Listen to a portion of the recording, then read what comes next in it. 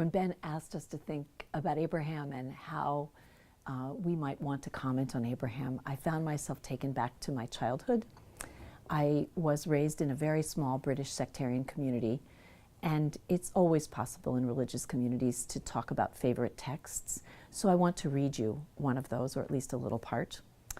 This is from a passage in Christian scripture that is referred to usually as the Epistle to the Hebrews. I've done too much graduate study to buy that entirely at this point, but the passage is nonetheless the passage. And it says, "By faith, Abraham obeyed when he was called to set out for a place that he was to receive as an inheritance, and he set out not knowing where he was going. By faith, he stayed for a time in the land he'd been promised, as in a foreign land, living in tents, as did Isaac and Jacob, who were heirs with him of the same promise. For he looked forward to a city that has foundations, whose architect and builder is God." Those words were, for me, as a child, not only spoken often in my hearing, but they always spoke of the future, and they spoke of a way in which the things we see religiously are not actually as they will be in eternity or even in the future. They were a statement of hope. When in graduate school, I began to hear my feminist colleagues talk to me about the fact that this text was definitely not written inside the tradition and didn't in fact include any reference to the resurrection and might actually be the scholarship of a Gnostic woman. I was more and more excited about this text and knew that my ancestors in faith knew none of that and probably wouldn't have been altogether quiet about it. But it led to a discussion that I suppose led me to continue to pay attention to this idea of Abraham's faith. It made me know that in fact whatever Abraham's faith might have been, I probably don't know it. And in fact, those who are Abraham's heirs probably don't entirely have a reliable path backward any more than Abraham, according to this text, had a reliable path forward. But in fact, the faithfulness, perhaps of everyone who thinks of Abraham as in some way an heir, is that of the uncertainty of where we go together.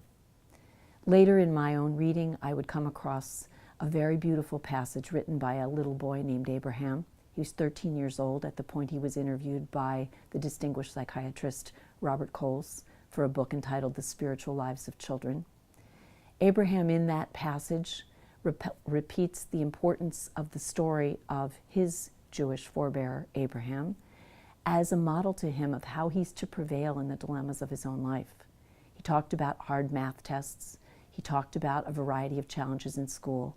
And he said that in fact this traditional text of Abraham's journey and the uncertainty of it made him know that the difficulties of his own life were never as hard as those of his forebears, and therefore he too could persevere. I love that story. Recently, I had the occasion to meet a gentleman whose work I admire very much.